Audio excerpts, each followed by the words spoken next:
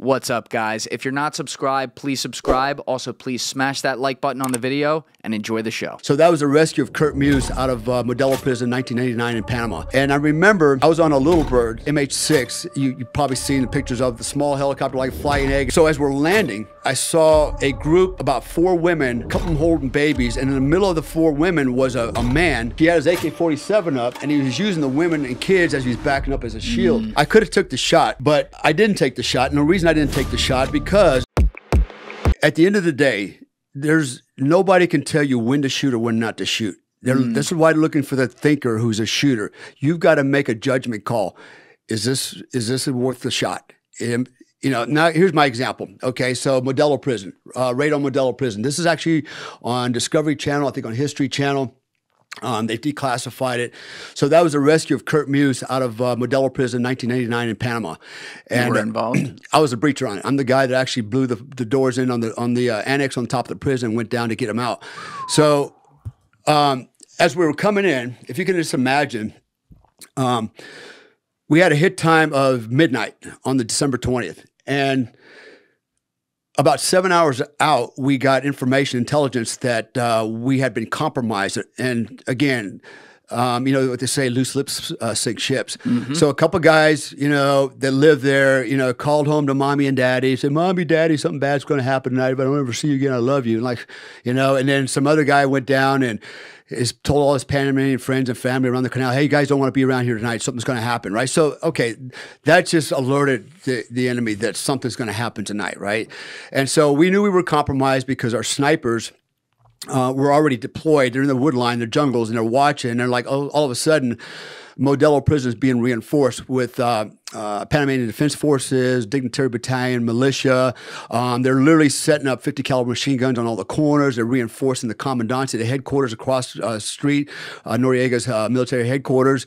There's a lot of activity, and that activity started to draw in civilians because they wanted to come down they were really coming in with lawn chairs and stuff, waiting for the Mardi Gras parade or something, the Rose Bowl parade. And they're sitting on the sidewalks drinking and playing music, and suddenly you've got thousands of people around the target, right? And the target's being hardened. And we got to go get in there and get them, right? Because the reason we had to go is because, the 82nd Airborne Division and Ranger Battalion are in flight already on the way. Right, so there's a big aerial signature in the sky. Timing, right? Yeah. And they're on the way. We can't turn them around because now the mission will be compromised, and it changes to game changer. So we've got to go. And what ended up happening was all we could do was slide the hit time, H hour, to 20 minutes to the right, 0020 hours. And we went in.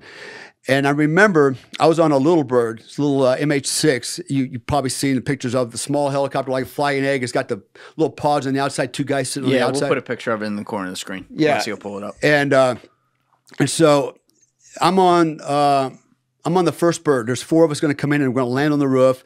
And then I'm going to get off with my breaching charges. My job was to run over to an annex, which is about 10 by 10 square. I had a door on the top, a steel door. According to CIA sources, it was a solid steel door. So I built the explosive charges to, breach that door. And so I run up to the door. Well, let me back up. So as we're landing, because of the weight of the operators and the equipment we're taking in, which wasn't a lot, by the way, the initial helicopters, the original MH6s. Guys, if you'd like to join our Patreon by hitting the link in the description below, not only does it support our show and allow us to get great guests like this and put out more content, but you're going to get exclusive access to the Julian and Alessi show, which is the show we post only on Patreon. That's with my producer, Alessi Alaman, and I, as well as some behind-the-scenes content and some extra content with guests. So hit that link in the description below, and I hope to see you over there. The engines were the same engines they use for irrigation machines, like in farming fields, right? It's a motor that just sprays, and that's what's holding us up in the air. I'm like, holy shit, they put propellers on it, we're flying this thing. I didn't know that, right? And I got a briefing from the pilots on that. And so we were actually maxed out with 4 operators, all our body armor, weapons and stuff like that.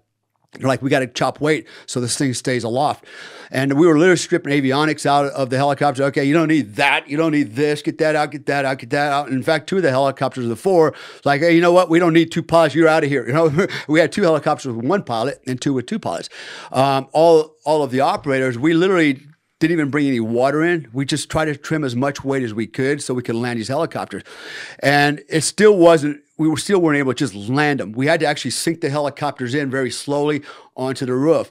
So as we're approaching, and we're literally sinking the helicopter on the 4th story of this prison, I remember, at this point, all hell has broken loose. There's gunfire everywhere. I mean, people are dying. It's like complete chaos. And I noticed as we're coming down, I saw a group of about 4 women and running out in the street, a couple of them holding babies. And in the middle of the 4 women was a man. And he was part of the what they call the dignitary battalion. He was a militiaman, right? And so I can remember him very vividly. He was wearing blue jeans, a white guayabera, brown type of hiking boots. He had an AK-40S short AK-47. I still remember he was probably about 5'8", 190 pounds. And you know how can I remember all the details? Because when something's very emotional, you tend to remember it much longer, all the details, right? And so this is a pretty emotional period right now.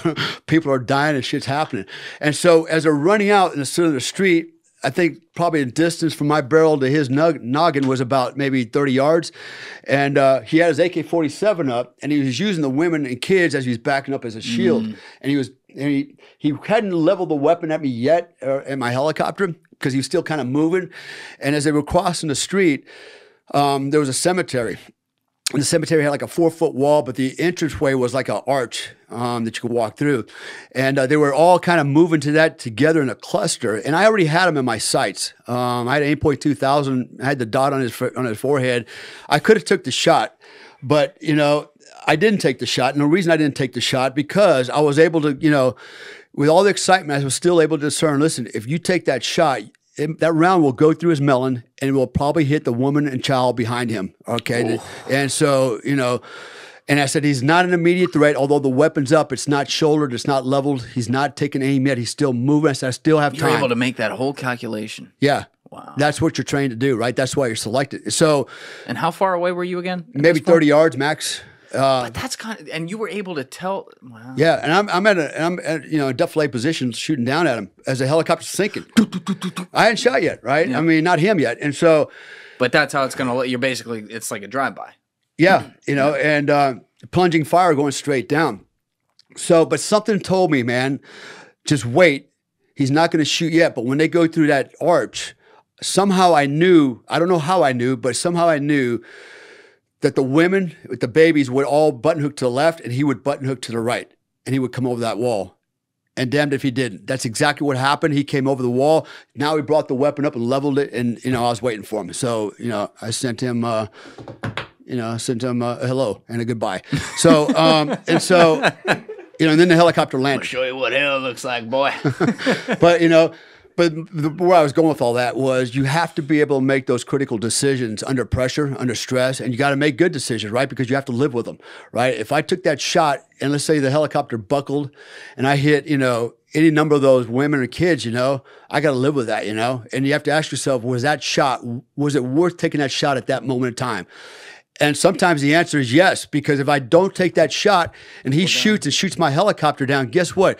You may have 4 or 5 fathers on this aircraft whose kids need them, right? And boom, so, it's, you got to weigh all that out. That's a tough decision to make, my God, and there's no right answer for it other than, the man on the ground, you got to make that. And this is why we go through this very intense training, to make sure that we can make those, those high pressure decisions, especially when, the fight or flight reflex is setting in and you got tunnel vision, you loss of depth perception, tachycardia, and all these things are kicking in.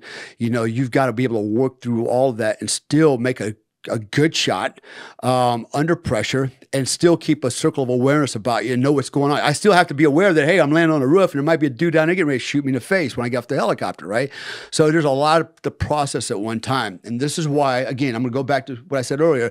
They picked the right man, not the best man. And this is why it's one of the most difficult selection courses in the world. It ain't all about being physical. It's very physical. But the whole idea is to break you down physically. No matter how physical you are, they're going to break you down. They want to see how this functions under pressure. Oh, yeah. So And what? So we have this pulled up right here. This was Operation Acid Gambit. Who was this guy? Carl Muse. Kurt Muse. So Kurt Muse. Yeah. So Kurt Muse was a businessman. Okay, that's what he'll tell you. Living in Panama, but it's not hard to figure out what was really going on. So he's a businessman. He started a Rotary Club, amateur radios, blah, blah, blah. But they were doing, signal intelligence. They were basically spoofing Noriega's communications. And then finally what happened was Noriega's military intelligence started to triangulate where he was emitting, because they kept moving the transmitter, right? And they finally caught up with him at some point, and they arrested him for espionage. Okay, and he ended up in Modelo prison. So he was literally locked up on the second floor. He had a security there the entire time. How big is the prison? It's pretty good size.